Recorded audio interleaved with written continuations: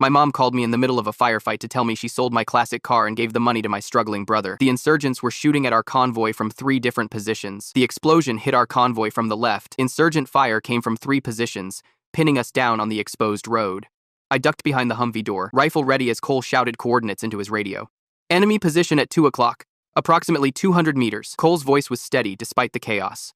That's when my phone rang. Not just any ringtone, my mother's. I hesitated for a split second before answering. Combat protocol said to ignore it, but something felt wrong. Mom, I shouted over the gunfire. Owen? Oh, thank God you answered. Her voice cracked with tears. Another explosion rocked the ground nearby. I pressed myself against the Humvee's frame, phone clutched against my helmet. Mom, I'm kind of busy right now. I'm so sorry, but I had to tell you. She was sobbing now. I sold your Camaro. My stomach dropped. The 1,967 Camaro I'd spent 2 years restoring. My pride and joy. You what? I could barely hear her over the firefight. Marcus needed money for rent. He was going to be homeless by Friday. I ducked lower as bullets pinged off the Humvee. Cole was yelling something about reinforcements. How much? I demanded. $8,000. Her voice was small, apologetic. The car was worth over $30,000. I'd put my heart and soul into that restoration. You sold my car for $8 grand without asking me? I tried calling for days. I'm so sorry, Owen. A massive explosion rocked our position. The Humvee shuddered violently.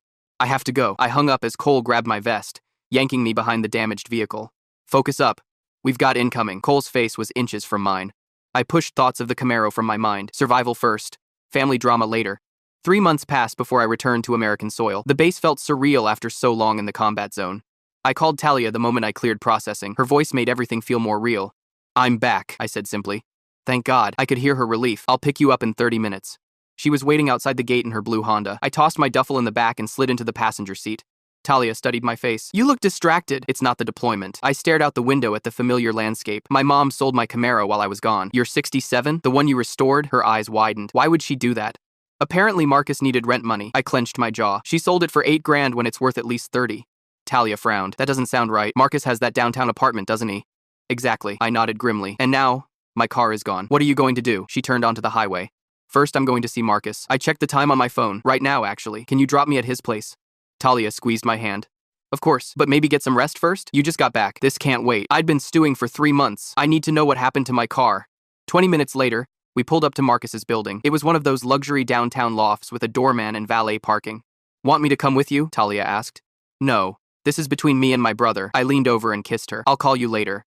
The elevator ride to the 12th floor gave me time to process my anger. My brother had manipulated our mother into selling my prized possession for a fraction of its value. I knocked on his door, hard.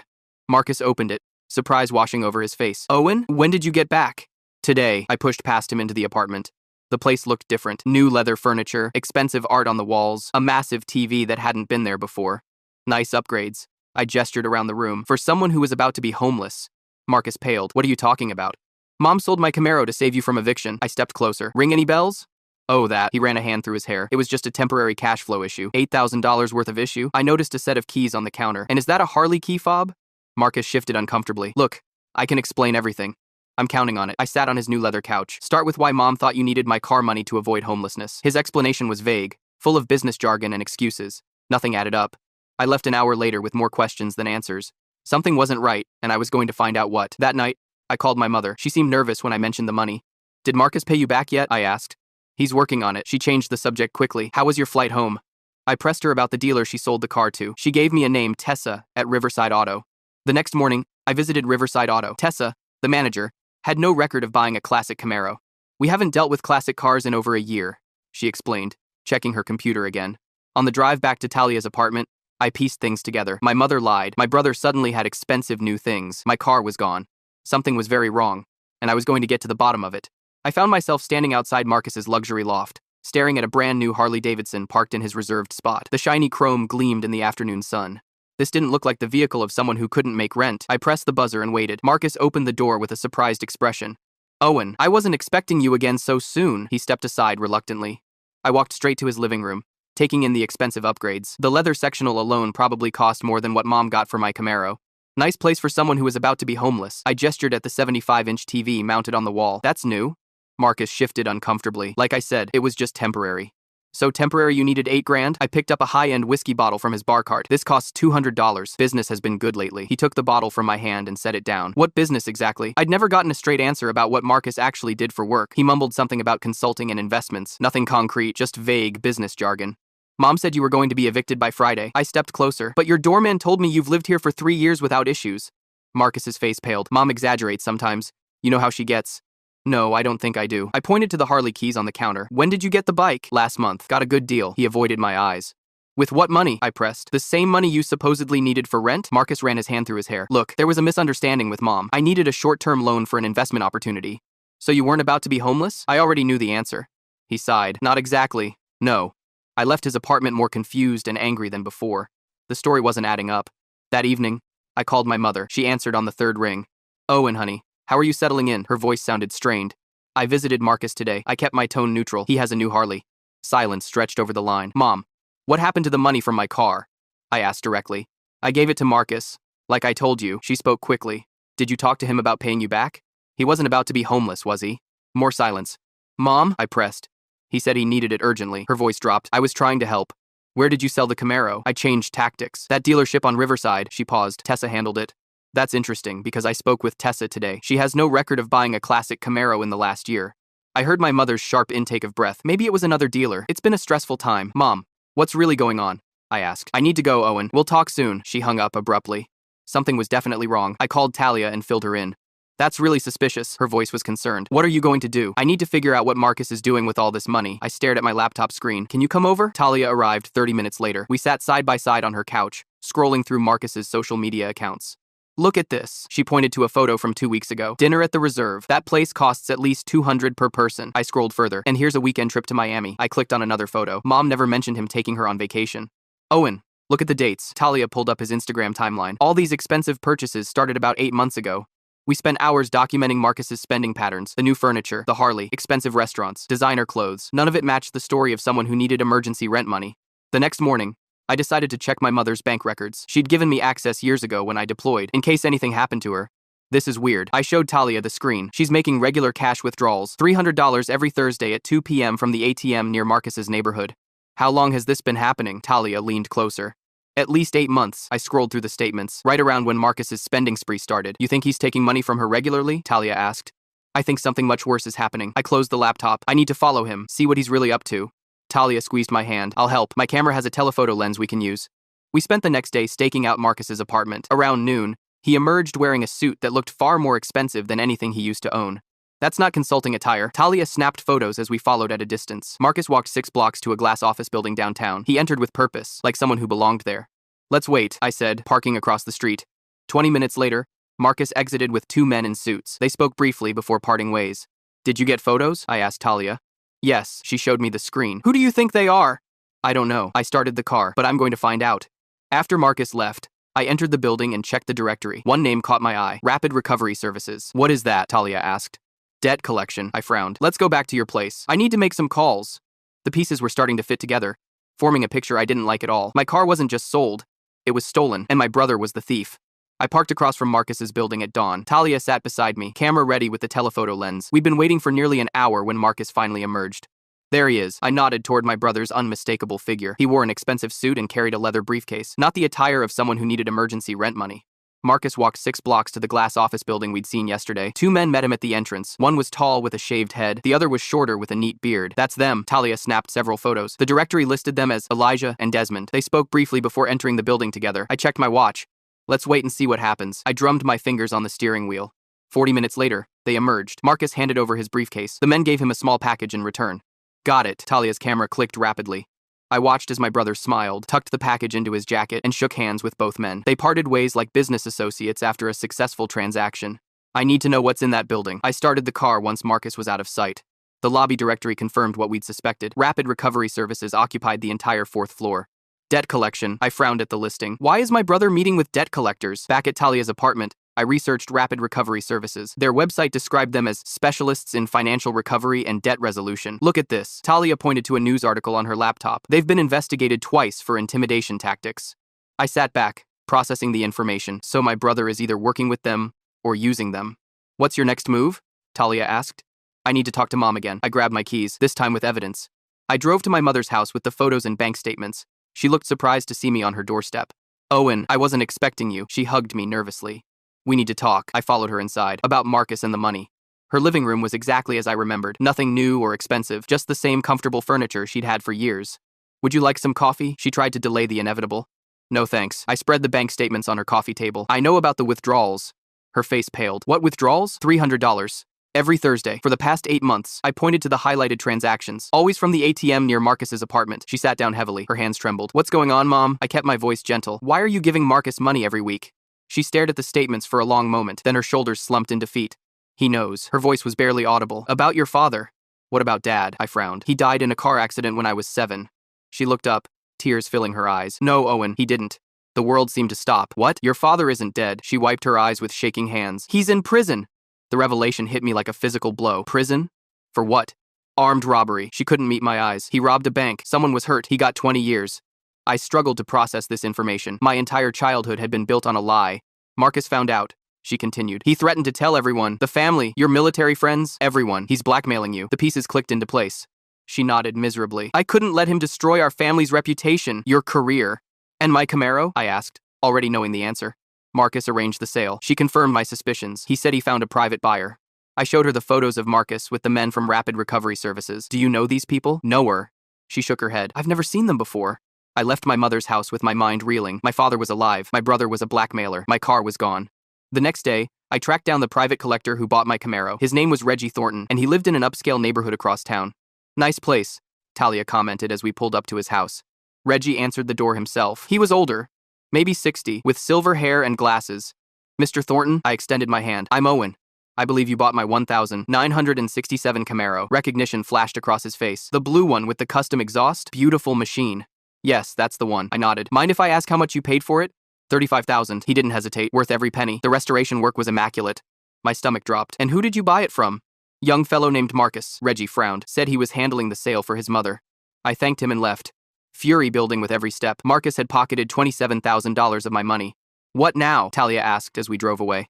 Now I confront my brother. My hands tightened on the steering wheel. I found Marcus at his apartment that evening. He opened the door with his usual smug smile. Twice in 1 week? I'm honored. His smile faltered when he saw my expression. I know everything. I pushed past him. The blackmail, the car, all of it. Marcus's face hardened. I don't know what you're talking about. Mom told me about Dad. I watched his reaction carefully, and Reggie told me about the $35,000. The color drained from his face. You talked to Reggie? You sold my car for $35,000 and gave Mom $8,000. I stepped closer. You've been blackmailing her for $300 a week for 8 months. Marcus backed away. It's not blackmail. It's compensation. For what? I demanded. For the lie, he shouted suddenly. For growing up thinking our father was some hero who died tragically, while I knew the truth. You knew? This was another shock. I found the letters when I was 15. His face twisted with anger. Mom swore me to secrecy. Said it would destroy you if you knew. So you decided to profit from it. I was disgusted. Why not? He shrugged. The secret was worth something. And your precious car was just sitting there while you played soldier. I showed him the photos of his meeting. And these guys? Rapid Recovery Services? For the first time, Marcus looked genuinely afraid. You followed me? What are you involved in? I pressed. He sank onto his couch. It's just business. Debt collection is profitable if you know the right people. You're working with loan sharks, I realized with horror. Investment recovery specialists, he corrected weakly. I gathered my evidence and headed for the door. You have 1 week to return my money and stop blackmailing, Mom. Or what? He challenged. Or I go to the police. I met his eyes. With everything, I left my brother's apartment with a strange sense of clarity. The truth about my father was devastating, but living with lies had been worse. The real theft wasn't just my car, it was the truth about who we were as a family. I called Reed at Rapid Recovery Services the next morning. He agreed to meet me immediately. His office occupied the entire 4th floor of the downtown building where I'd seen Marcus. Thanks for seeing me. I shook his hand firmly. Reed was older, maybe 50, with a military haircut and stern expression. Any relation to Marcus? He's my brother. I watched his reaction carefully. Reed's face hardened. Your brother isn't an employee here, but he uses your office. I showed him the photos Talia had taken. For his side hustles, Reed's disgust was evident. He rents our conference room occasionally. Claims he's an investment consultant. I explained the situation with my car and mother. Reed listened attentively, taking notes. Your brother's been running small-time scams for months. He pulled up a file on his computer. We've received complaints. What kind of scams? I leaned forward. Debt consolidation schemes. Fake investment opportunities. Nothing big enough for police attention. Reed handed me a folder, but it adds up. I left with a stack of evidence against Marcus. Talia was waiting in the car. How'd it go? She squeezed my hand. Better than expected. I showed her the folder. Reed gave me everything they have on Marcus's operations. We spent the evening formulating a plan. Talia suggested a family intervention. We need everyone present. She typed notes on her laptop. Your mom, Marcus, his girlfriend Sloane. And I need to meet my father. The words felt strange leaving my mouth. The prison was 3 hours away. I made the drive alone the next day. The visiting room was stark and impersonal. My father looked nothing like I'd imagined. He was thinner, grayer, but his eyes were unmistakably like mine. Owen, he said my name cautiously. I never thought I'd see you. I just found out you were alive. I sat across from him. My whole life was a lie. He nodded sadly. Your mother was protecting you from me, from my mistakes. By lying, I couldn't keep the bitterness from my voice. By giving you a chance at a normal life. He leaned forward. A father in prison isn't exactly a child's dream. We talked for an hour. He told me about the robbery, his 20-year sentence, the letters he'd written that I never received. Marcus found them when he was 15, I explained. He's been using the secret to blackmail, Mom. My father's expression darkened. End it. Secrets destroy families from the inside. That's the plan. I stood to leave. I just needed to see you first. I'm proud of you, son. His words caught me off guard for facing this head on. I left the prison with an unexpected sense of closure. My father wasn't a hero or a villain. He was just a man who made terrible choices. Back home, I called Corinne and explained my plan. She agreed, reluctantly. I'll host dinner Friday night. Her voice trembled slightly. I'll invite Marcus and Sloan. Next, I contacted Reggie about my Camaro. He was surprisingly understanding. I suspected something was off with that sale. Reggie sighed. I'll sell it back to you for what I paid. I withdrew my entire savings, $35,000. The exact amount Marcus had stolen. Friday night arrived quickly. Talia and I arrived at Corinne's house early to set up. Are you ready for this? Talia arranged the evidence folders on the dining room table. As ready as I'll ever be. I checked my phone. They should be here any minute. Marcus and Sloan arrived at 7. He looked surprised to see me. Family dinner? He kissed Corinne's cheek casually. You didn't mention Owen would be here. I thought it would be nice to have everyone together. Corinne's smile was strained. We sat down to dinner. The conversation was awkward, filled with long pauses and forced pleasantries. After dessert, I cleared my throat. We need to talk. Marcus tensed immediately. About what? I placed the folder from Reed on the table. About your blackmail. About my car. About the lies. Sloan looked confused. What's he talking about, Marcus? I have no idea. Marcus attempted to appear innocent. He's been acting strange since he got back. I turned to Sloan. Did Marcus ever mention where he got the money for his Harley or his new furniture? He said it was from investments. She frowned. And a bonus from work. He doesn't have a legitimate job. I opened Reed's folder. He's been running scams out of Rapid Recovery Services. Marcus's face reddened. That's not true. I laid out the evidence methodically. The photos of his meetings, the bank statements showing Corinne's withdrawals, the receipt from Reggie showing the actual sale price of my Camaro.